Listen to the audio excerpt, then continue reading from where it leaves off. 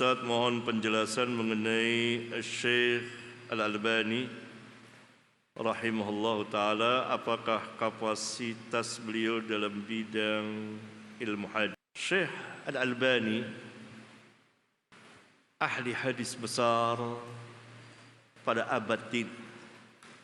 Bahkan Syekh Abdul Aziz bin Baz rahimahullah ta'ala mengatakan tidak ada di kolong langit ini yang lebih alim tentang hadis selain dari Al-Albani. Ini persaksian dari seorang alim, bahkan imam, yang mengenal betul siapa Syekh Al-Albani. Imam ahli hadis pada abad ini. Rabbuna Jalla wa'ala telah mengangkatnya dan menakdirkannya menjadi imam ahli hadis yang bermanfaat bagi diri, keluarga dan kaum muslimin, dan mengangkat tinggi hadis dan ilmunya, dan mengangkat sunnah setinggi-tingginya, dan tegak lurus di atas manhaj yang hak. Beliau orang Eropa, Albania, yang sama sekali tidak mengerti bahasa Arab. Kata beliau, alif ba'ta saya tidak mengerti, bahasa Arab tidak bisa, bahasa Albania. Ayahnya ulama di Albania itu. Kemudian karena ketika pemerintah Albania saat itu ingin mengikuti apa yang terjadi di Turki oleh seorang munafik yang memimpin Turki saat itu, presiden pertama Turki, yaitu Mustafa Kemal Atatürk, ya, bapak Turki, yang mengubah semuanya tentang Islam. Maka diikuti oleh pemerintahan Albania, sehingga wanita-wanita disuruh perintah buka hijabnya, jilbabnya. Tentu sebagai seorang ulama, ayahnya Syekh Al-Albani merasa gelisah, tidak benar. Karena Albania itu mayoritas kaum muslimin. Maka keluarga ini hijrah ke Syria, tinggal di Damaskus. Saat itulah Syekh Al-Albani masih kecil, sekolah madrasah ibtidaiyah. Dia belajar bahasa Arab situ, bahasa Arab Syria. Dan dia paling unggul di antara para murid yang asli orang Arab. Bahkan guru yang mengajarnya sering memberikan contoh, ini orang Albania, dia lebih mahir dari antum yang orang Arab. Nah, karena ayahnya mempunyai pemikiran lain tentang sekolah, maka tidak dilanjutkan sekolahnya, belajar kepada ayahnya, karena ayahnya ulama. Belajar terus sampai suatu saat remaja, umur belasan tahun, dia membaca majalah Al-Manar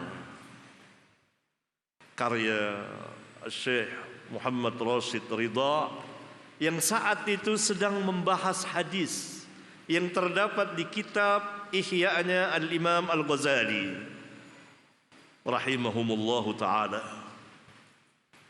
Ketika pemuda ini membaca, Rabbuna memasukkan kecintaan kepada hadis di dalam hatinya.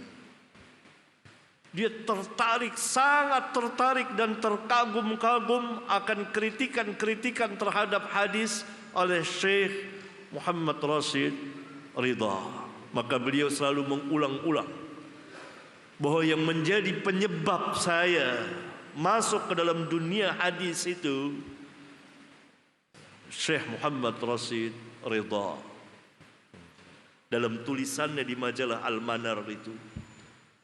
Nah, sejak itulah dia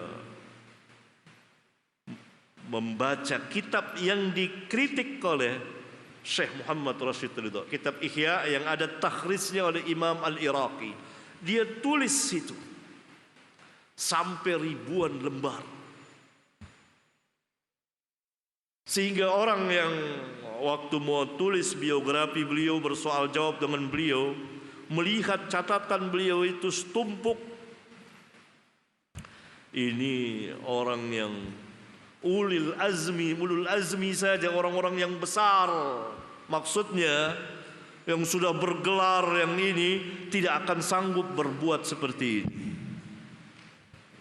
Walhal Syekh waktu itu, menurut beliau ketika ditanya umur berapa saat itu antum, ya 18 tahun, sudah mencatat ribuan lembar takhris hadis. Sejak itulah dia terus berkembang sehingga menjadi imam ahli hadis yang nomor 1. Walaupun tidak semua pendapat beliau disetujui ulama, itu jelas, tapi tidak ada perselisihan. Hatta musuh-musuh beliau mengakui alim jiddan, sangat-sangat alim. Itu musuhnya bilang. Sayang dia Wahabi, gitu kata musuhnya. Ya pernah musuhnya bilang gitu, dia Taimiyun, mengikuti Ibnu Taimiyah, Wahabiyun gitu. Tapi dikatakan alim jiddan, sangat-sangat alim terhadap hadis. Sayang Wahabi gitu. Diakui kealimannya dalam hadis, itu musuhnya yang sering membantahnya. Bahkan musuhnya mengatakan, ketika saya ke perpustakaan, dia yang menunjuki kitab ini, kitab itu. Itulah Syekh Al-Albani rahimahullahu ta'ala, orang Eropa yang Allah kirim ke Jaziratul Arab. Kata Syekh Utsaimin rahimahullahu ta'ala, dulu para masyayikh di sini tidak ngerti hadis. Mereka membawakan hadis, tidak tahu hadis ini sah atau tidak. Umumnya ya, tidak semuanya. Kemudian datang Syekh Albani lalu menjelaskan tentang ini hadis sahih, ini hadis dhaif, ini hadis maudhu. Jadi tahu. Jadi semua sekarang orang bicara tentang hadis ini sahih apa tidak. Dulu tidak. Kurang lebih begitu perkataan Syekh Muhammad bin Saleh Al-Utsaimin rahimahullahu ta'ala. Begitu kurang lebih. Ya, panjang kalau saya ceritakan.